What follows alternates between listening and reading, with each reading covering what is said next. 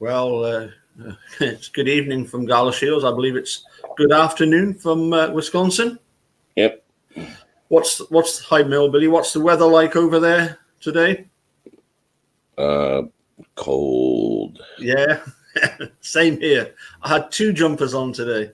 Well, it's about 10 degrees Fahrenheit.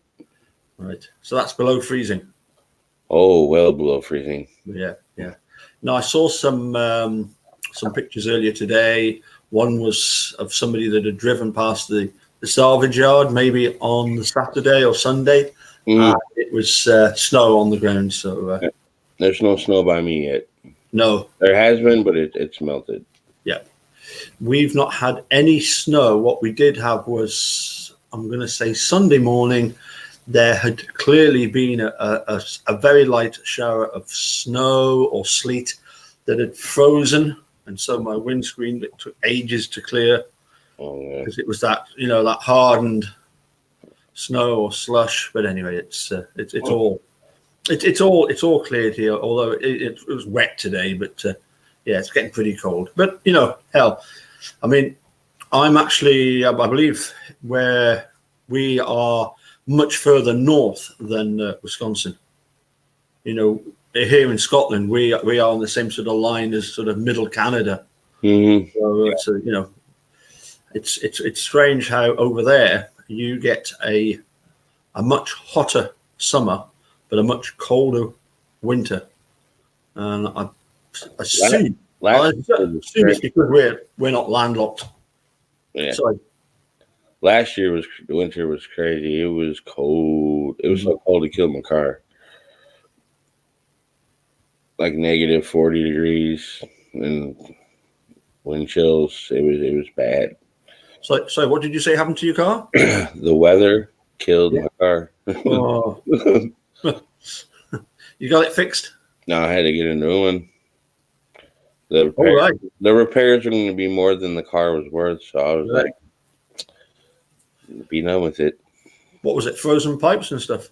No, the shifter linkage snapped when I was trying to put it in park. Oh, right. So, I don't know. It was super cold. Yep. Car was not sounding very happy. Mm-hmm. Well, sorry to hear that. But you got a new one, and that's the main thing. Yep. And I think we were both saying that we've both worked on cars in the past. Yes, I have. Yep. Well,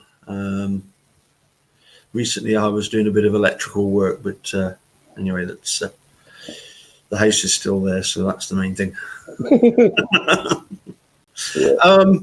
Although, as I mentioned to you earlier, sometimes being my age, some of the modern social media technology does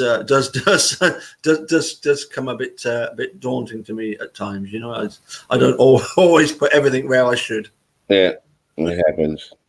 It does. Yeah. Much to the annoyance usually of Eric Hosey, who gets pretty frustrated with me from time to time. But anyway, it was yourself that pointed out that you'd put on a new video featuring Laura Riccardi.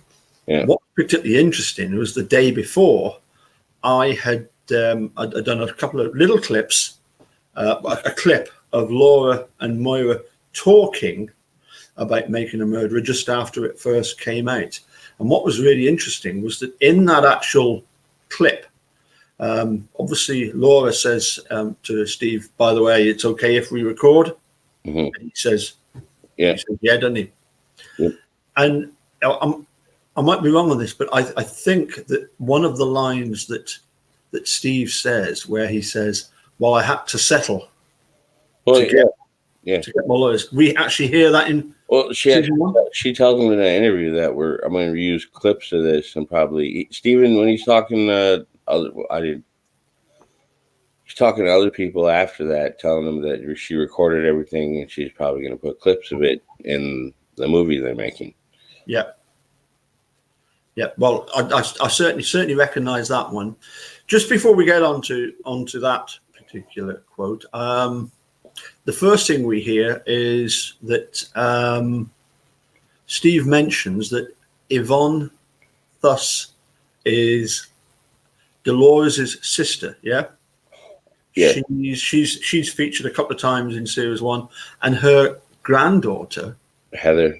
Car crash, a fatal car crash. Yep. It's ironic. It's the exact same location that Chuck's son Corey died. Yeah.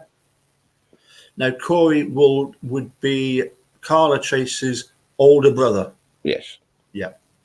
Yeah. I know that Carla often puts on Facebook, when it's the sort of anniversaries.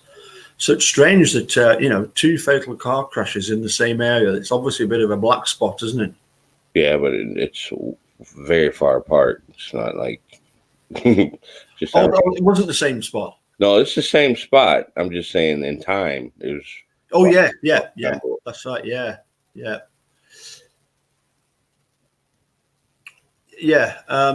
We can answer that one straight away. Yes. Yvonne, thus, is Dolores' sister, isn't it? It's not Alan's sister. It's Dolores' sister. Yeah. Because I think Steve mentions that, doesn't he? Yeah. Okay. A few people passed away while he was in there. Sorry? Steven had a few people pass away while he was in there. Yes. Is Yvonne thus still around, or has she passed away? I have no idea. I haven't no. But... Yep.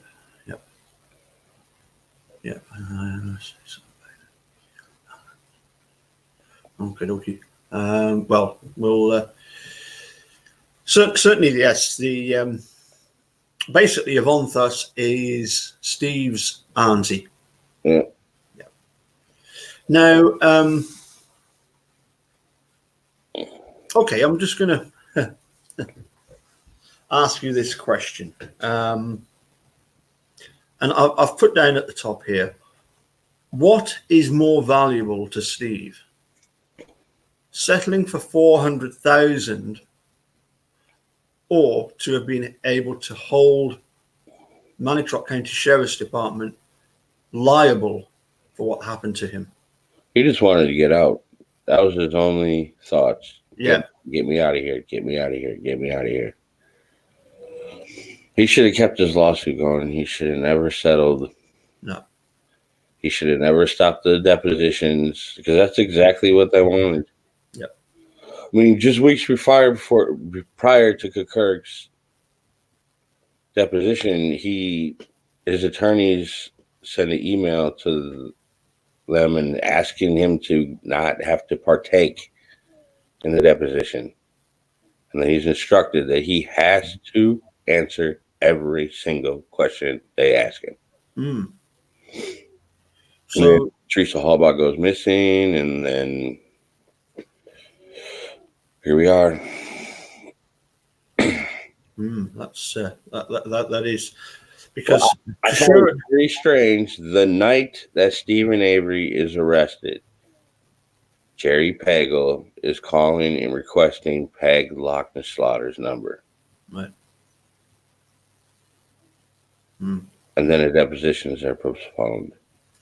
Yes, it was going to be on the 10th of November was going to be Dennis Vogel, and on the 15th was Thomas Kusurek. Mm-hmm. So the day after Kukurek's deposition was rescheduled. Right. Like I said before, why is Dennis Jacobs calling to talk to the lead investigator or the sheriff at Calumet? He just talked to his neighbor. And his next door neighbor is Tom Kushner. They all live in the little same subdivision. Yeah. A bunch of the officers, Joe's, a bunch of them. Yep. I mean, really, yes, the answer to the question, which is more valuable? Well, I mean, the 400,000 didn't help Steve at all, did it? No. And certainly it doesn't help him without Manitrot being liable. He never even seen a penny of it. Well, no, he didn't. He didn't. From the defense, to his lawyers, and then from his lawyers to his new lawyer. Yep. Yeah. I believe it was paid into Steve Glynn's account. Yep, and he got 140,000 of it, and the remainder went to Dean Strain. Yep. And of course, the interesting thing is that Dean Strang was actually a former member of Glynn's law firm, wasn't he? Yes, Glenn's the one that recommended. Yep, Dean. And I get the fact that it's sometimes it's not what you know, it's who you know that can make the difference. But it's certainly one of the things that struck me about the phone conversation with Laura Riccardi was that she is the one that actually brings up the fact that it's letting the sheriff's department off the hook. Mm-hmm. Because the 36 million was 18 of that was for damages done to Steve, and the other. It's Laura that actually points this out, doesn't it? She says the other 18 was to sort of make sure that it doesn't happen again. Well, by not accepting liability, it's basically saying you're free to go and do it again because you're not being punished for it. What did you make of the conversation about Jody and Debbie? This seems a little bit of an interesting triangle. Well, from the beginning, after Debbie first popped in the picture, I had a funny feeling about her. Like something just doesn't seem right. Just the way she inserted herself in the situation. Mm-hmm. When she writes him a letter first, leaves her phone number. Eventually he calls her, and then she right away comes to see him. And I don't fault him at all for calling her. I mean, what has he got to do? He's locked down 23 hours a day. Yeah. I mean, he can only call his mother so much. He can, and even Dolores is pointing out, I can't have you and Jody and everybody phoning me because my phone bill is just going through the roof. Yeah, but there's a lot in these calls to take in. I mean, 850 of them. Yep. In one of the interviews, we hear Steve talking about Tammy, but of course, I was thinking that was the same one. But Debbie and Tammy are not the same person, are they? Tammy is somebody within. Actually, the funny thing is, the day he was arrested, he was going to her house to talk to her. Right. Because she had info that the cops either A, did this completely, or they planted the car. Yeah. He heard it from another officer. It's in queso. They end up talking to her, and she claims she heard it from her son's friends. And then, long story short, apparently they were just playing with the Ouija board. Right. Yeah. All right. Yeah. You will end up with some strange sort of stories going on, won't you? Oh yes. But yeah, it's the whole business, as I say, of this accepting the 160. I mean, I'd love to ask Steve Glynn what he thought about it. The fact that at one point he was looking at his cut or his firm's cut of 36 million. Even I just don't see what him putting his lawsuit on hold had to do anything with this case at all. No, there's some interesting contradictions there, aren't there? On the one hand, he's saying that he had to because of the fact that they could then it would help fuel the investigation into him, and they could bring in a load of other stuff against him. But then on the other hand, when I believe the Holbachs are taking out their suit against Steve to try and prevent him from having this 400,000, he's then saying, well, this helps you because it means that we can subpoena everybody involved in the in your civil suit into this. But I don't quite get what all the sort of complexities of that were. Have you got any thoughts on what was going on there? It doesn't seem to make much sense to me, but they wanted him to stick with the public defender.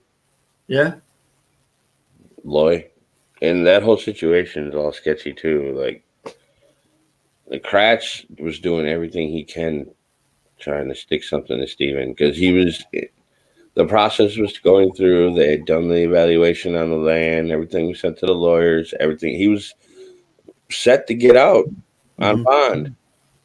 Yep. I mean, we hear, first of all, that Steve Glynn says that, we want 500,000. Was that because that's what the bail bond was? I don't know. Well, he was telling them well, I don't see what they said no to the 500,000, but when then he offers the 450, what's $50,000? Maybe because if it was that much, then the insurance wouldn't have paid for it. Because the insurance for the man talking and they're paying all of it. So, well, apparently it came from Dennis Vogel's insurance. Yep. But again, it's kind of strange how you've got, Mark Gundrum was going to give Steve 460,000, and Steve's still waiting on Mark Gundrum to give him that amount of money, isn't he? And again, that was something that was put on hold, wasn't it, because of the arrest? Whereas keep going with your civil suit, prove your civil suit. Yeah. And Steve tells him, I can't help you with this because it's conflict of interest. Who says that, sorry? Stephen Glenn. Right. Yeah. Because he was a member of the Avery Task Force. And the fact that he's the ongoing case against Manitowoc. I mean, he's already. But if he would have went through his lawsuit and then they found out that they were liable for everything that happened, that would have been more ammo for him to put towards the case he has now. Well, yeah. Especially stating that he was framed. Like, they obviously did it once. Yeah. But the way everything played out, nobody got it was just the money. That's it. Yeah. No repercussions. Just a little slap on the hand. Okay. Yeah. I mean, we hear Steve saying, I don't care about the money. I just want my freedom. Maybe if he'd have stuck at it, it would have been a fudge. But maybe there would have been a deal struck, if you like. We'll drop this. We'll look for the proper killer in this case. Although we've arrested you, we'll start looking for the proper killer, and you can drop your civil suit. I think what annoys most people is that from being in a position of having all the cards, suddenly, Teresa disappears and he's left with no cards whatsoever, isn't he?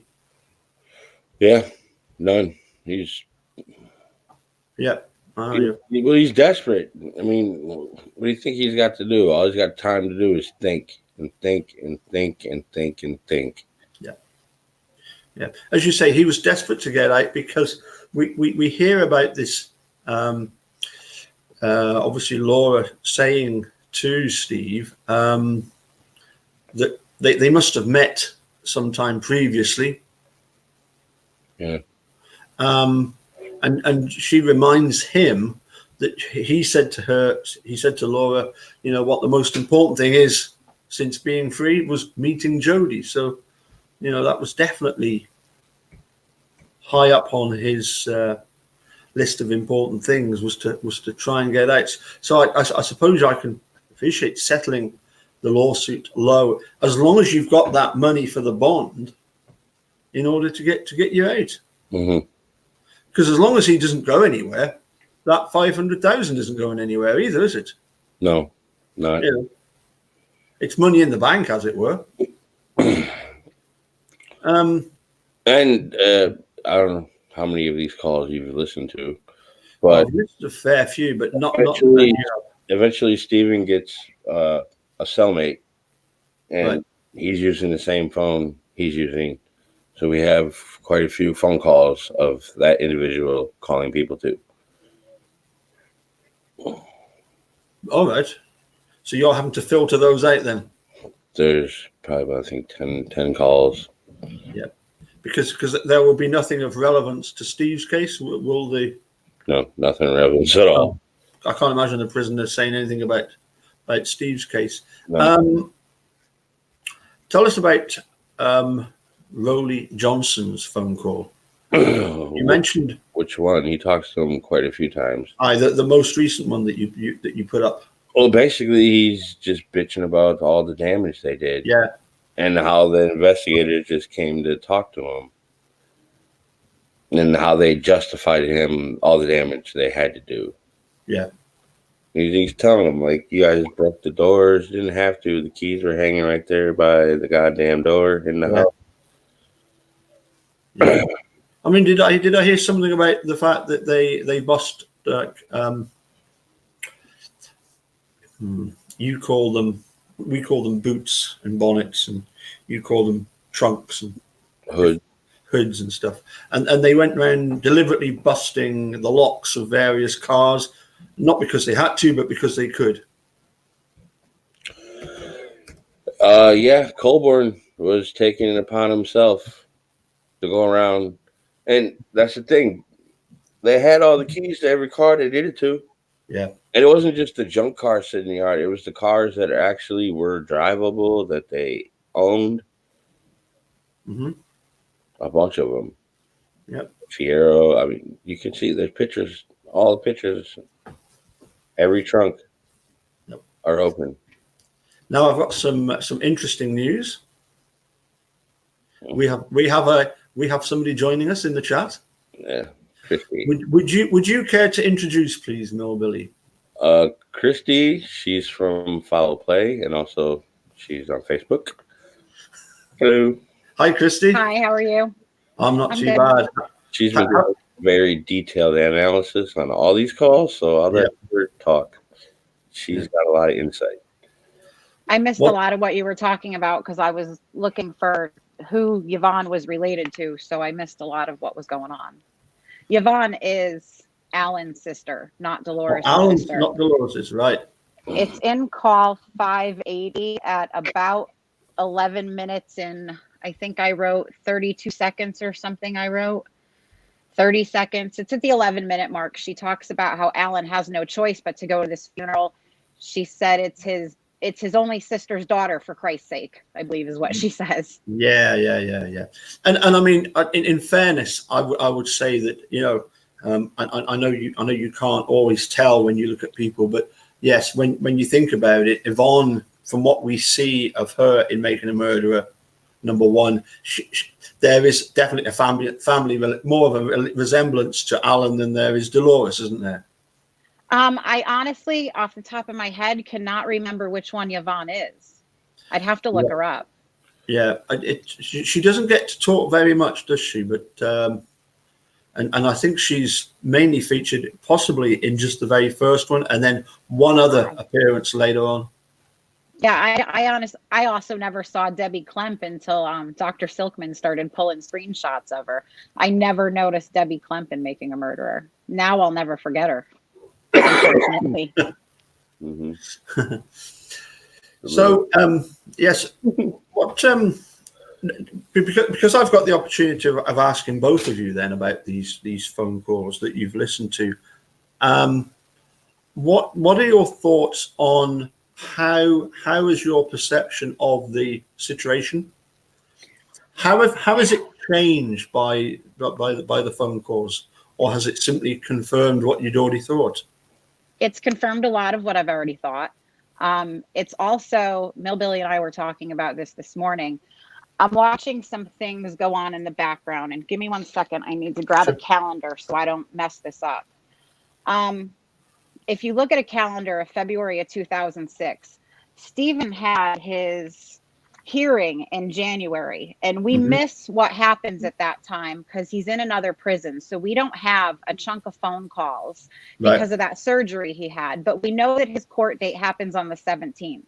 When the calls pick back up, we know that obviously the judge agreed, because at that point, Eric Loy had submitted for it to be changed from a cash bond to a property bond.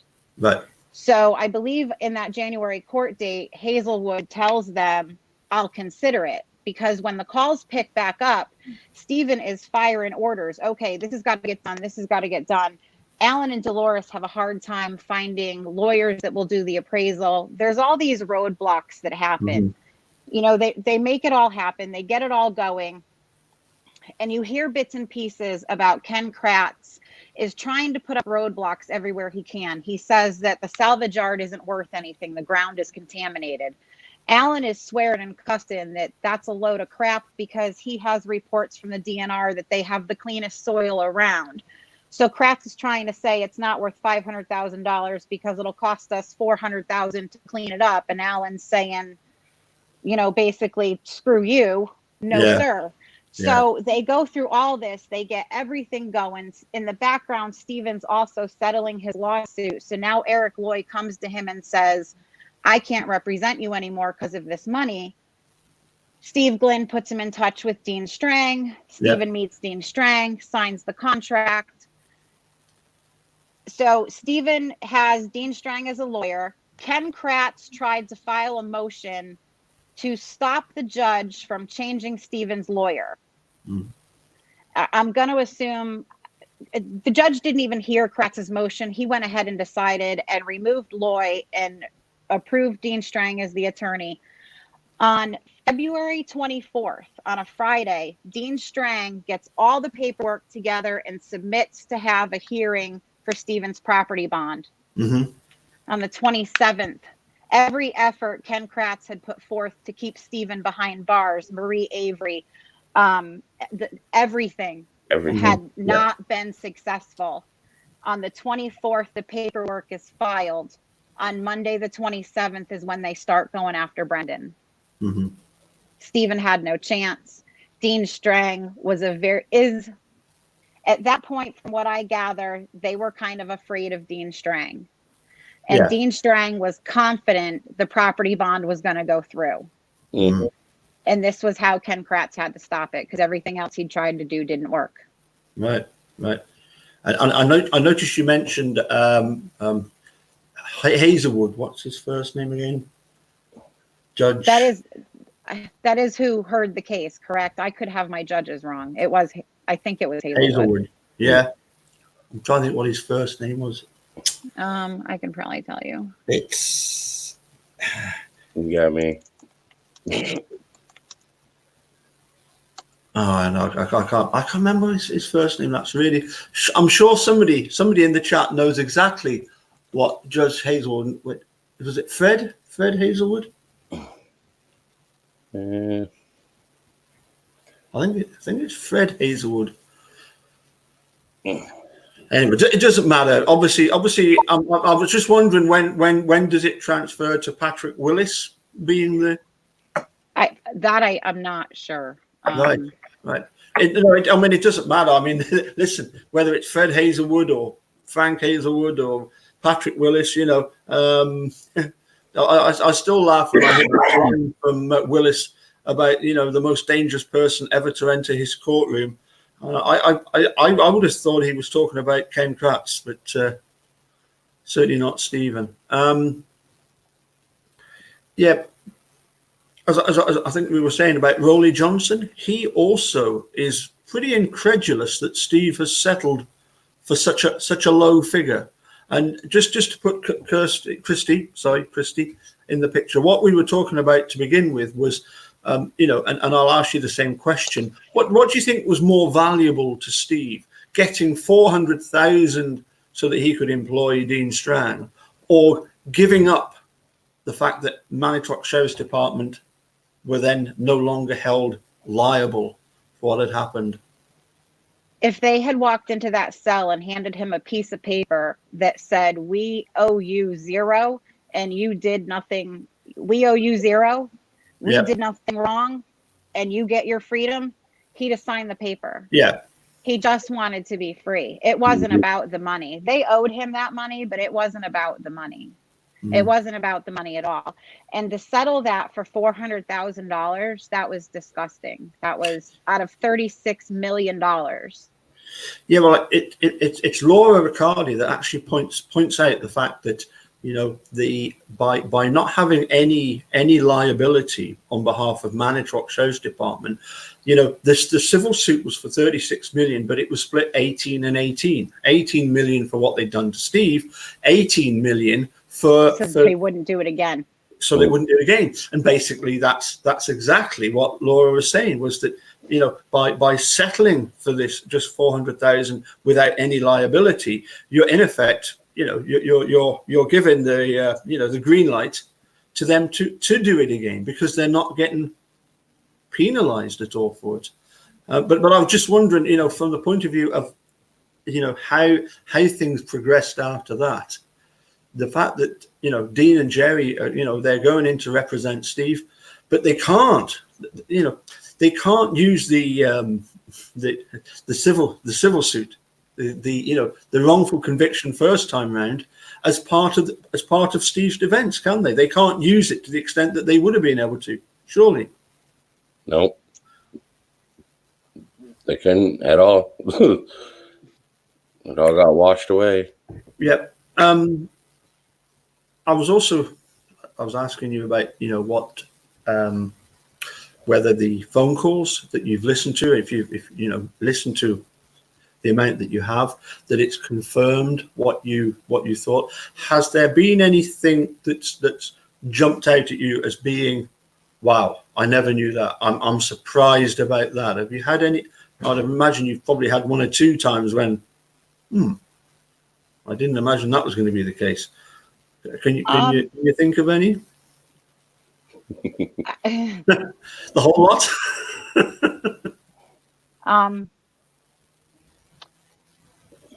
Carla and Stacy. Yeah. Carla and Stacy. I love how Steven's demeanor changes when he talks to them.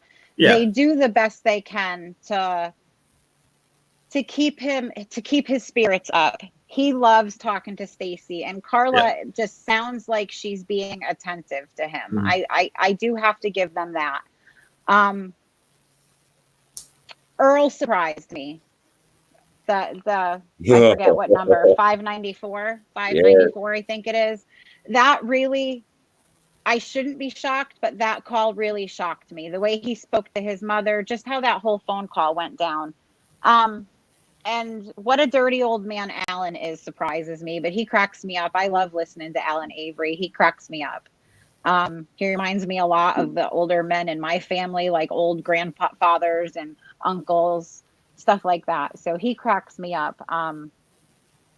But no, I mean, I thought he was innocent going into this. I still think he's innocent. I still think Brendan had nothing to do with it.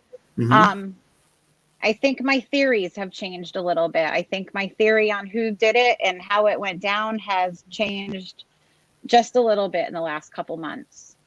Okay, well, let's have a little sort of talk about then.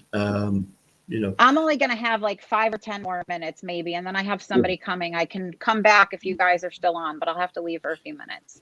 I'm not going to keep you guys too long at all. I have got a very early start in the morning. I've got to be up before 6 o'clock in the morning. I do not get up at stupid o'clock like that normally. So it is now just coming up for 11 o'clock. So I'm not going to keep you too long.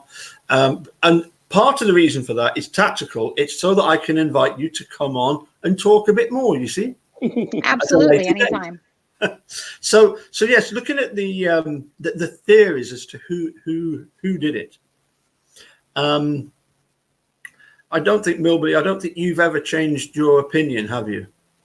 You've always suspected Bobby and Scott Taddick. Bobby and Mike. Oh, Bobby and Mike. Sorry, yeah. Yep. Yes. Yes. Yeah. Mike is a my only thing about Bobby is when we hear, and this might be made up, it might not be true, but when we hear about, is it Brian saying that Bobby told him it could have been Steve because he'd seen Teresa leave. Yeah, he signed the affidavit stating that exact fact. They didn't Exactly. bring it up when they re-interviewed Bobby in 2017. Like, why are your brothers saying this? Yeah. He doesn't answer for him. Yeah. Yep. Is there a way for me to mute this or anything? Yep. Bottom left. Bottom left. Okay, I'll be right back. All right. Oh, sorry. Yes. Yeah. Mute. I thought Christy was saying any way of viewing this, and I'm thinking, No, muting. Yeah. You can. You've got a mute, and you've got a. Well, I can do this, can't I? Yeah, you can do Yeah. that. There you go. And then you can only hear me. Yep. But we'll put it back to as it was. Yeah. The comment of Scott Taddick when Steve is convicted, his whole comment about it's. Did he say it's one of the best things that's ever happened, or it's the best thing that's ever happened in his life, or something along those lines? Everybody that's in this case, their stories all change. They do, including exactly. Law enforcement too. Very much so. Very much so. Yes, I think Steve and Brendan are the only constants. Well, Brendan when he's not getting. Steve's story's always been the same. Yeah. And the more I listen to these calls, the more it validates things he said. Yeah, I mean, I think I mentioned asked you this about it in the previous video that Steve gets upset, but he never gets angry. And I very, very rarely hear him do any cursing. Yeah. He's already been in the situation. He's already adjusted to sitting like that. So true. Like he tells Chuck and them and Earl, like, you guys wouldn't be able to do what I'm doing right now. You guys would kill yourselves. Yeah. Earl would kill himself if he got put to prison. Yeah. Chuck ain't got nothing to say to rebut it. I mean, yeah. I can't imagine. Nobody can imagine what he's been through. No, absolutely. And what continues to go through. I mean, he's got light that's coming, but who knows? Yes. When they extended the 90 days, it seemed like it was a long, long time to go. But we're more than halfway through that. We're getting towards the. Are we not quite? Yes, we are well through the 90 days. We're coming up for about 40 days to go now. February 11th, right? Yep. Yeah. So halfway there. What are your thoughts on what the state is going to try and say as a response to Kathleen Zellner? There's nothing they can do. No.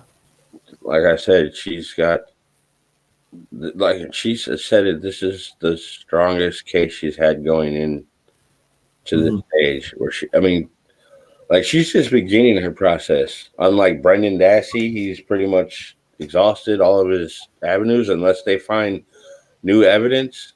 Yeah.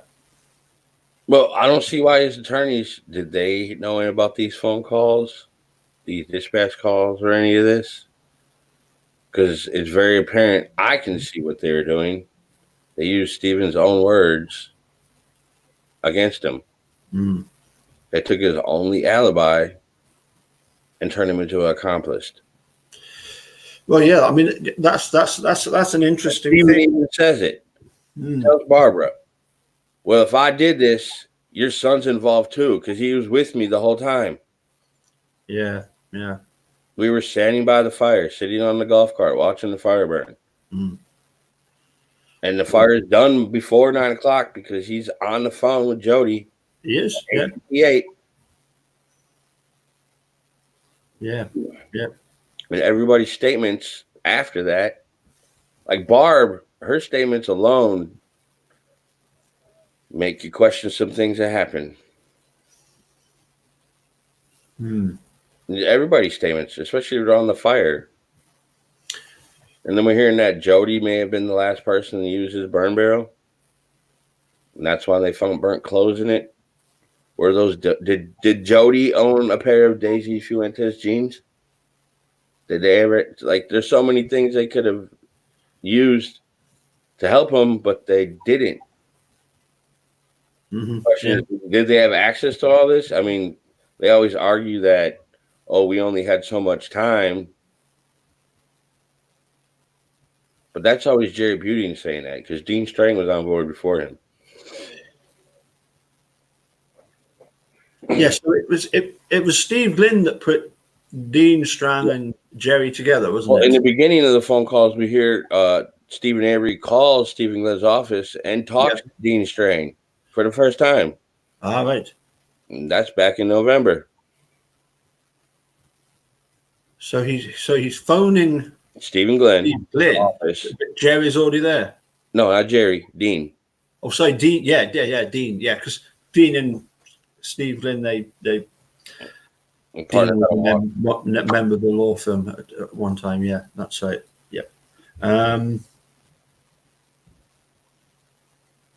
So we've got the phone calls with Laura Riccardi. That was the first time that she'd phoned, or that he'd phoned Laura. That there aren't any previous phone conversations with Laura. There's bits and pieces where she's there interviewing the family. You can hear him in the background. Right. But that was like the first direct contact I've heard them, direct one-on-one. Yep. And that is that the second Rowley Johnson that you put out today? That I've put out, yes. Yeah. Like I said, Foul Play has every single call uploaded.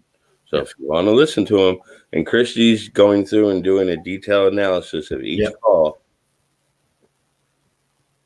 That's good. The last one she did, I believe, is when Earl blows up on Stephen. There's a phone call before that where Stephen calls, and Earl answers, and he hits the button to stop all future phone calls. Right. And you hear the automated service says, "Are you sure?" And then he hangs up. Right. And then the next call after that, when he's talking to Dolores, Stephen brings it up that he thinks Earl did that.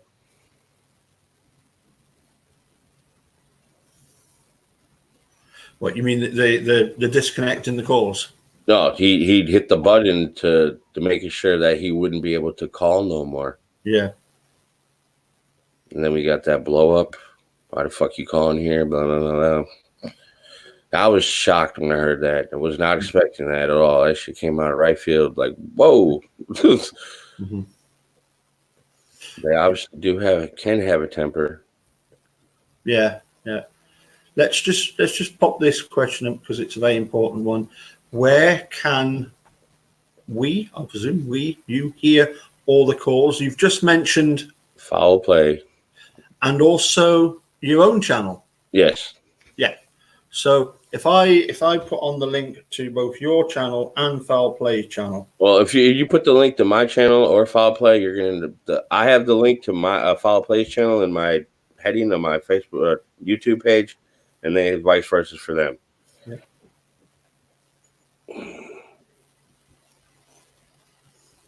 Both. You can see them both, but the Foul Play will have all the calls. I don't have the time. To the Foul Play YouTube channel. There you go, Big Jeff. I'm there. It takes me a while to get used to these this stuff, but I get there eventually. I do get there eventually. So I'm going to click. There's a lot of phone calls where he's talking to Jody after she gets released too. Yeah, she when is it that Jody actually has to sort of get off the property and not be around anymore? When does that kind of happen? That's more in the summer, isn't it? Of '06, is it not? At one point, Alan kicks her out. All right. And that really pisses Steven off. He calls him and tells him he wants to take all his stuff and put it down by his trailer. I mean, a lot of bickering with the same people. Barb, Chuck. Like when they go pick up Steven's car from Calumet and he finds out that Jody went with Chuck. That's very interesting. Yeah. I suppose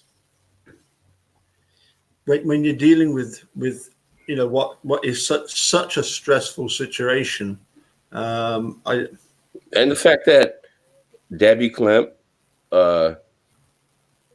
Steven eventually tries pushing her off on Chucky. He tries hooking them up. Who's sorry? Debbie Klemp. Oh, Debbie. Yeah, she ends up going over by Chucky's. Right. Yeah. Even tries hooking them up. Mm-hmm. Right. And at one point, Chuck's telling Steven, like, Jody's no good for you.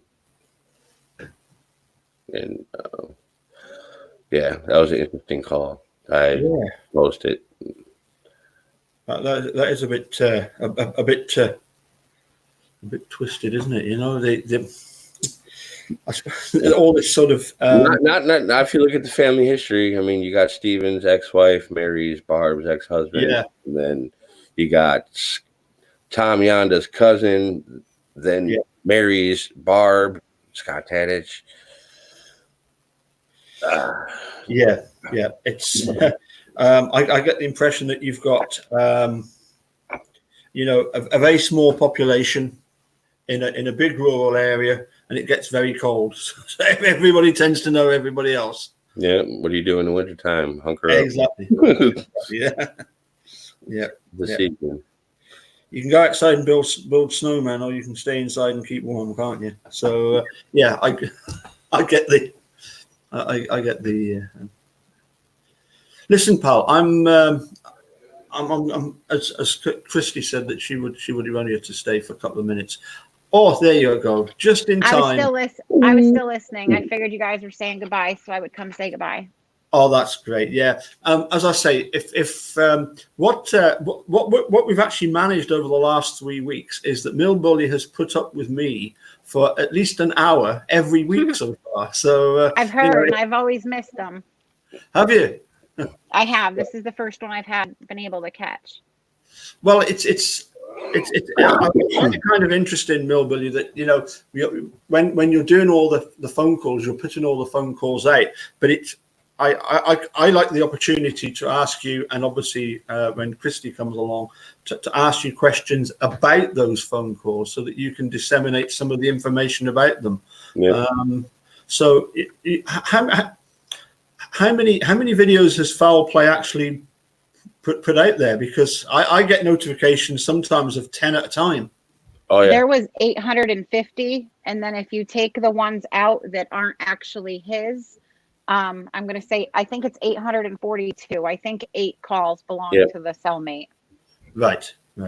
And then I'm under the impression there's a lot more on their way. A lot more. And who knows how many will be duplicates, but right. Yeah. I mean, you ask an interesting question. What if Brendan's lawyers, what if they had listened to all of those tapes? I presume we're assuming that that Brendan's lawyers haven't listened to all of those phone calls. I don't think anybody's listened to all these phone calls except us and law enforcement. Well, what kind of process? This is it. I have. Yeah. I mean, I have seriously.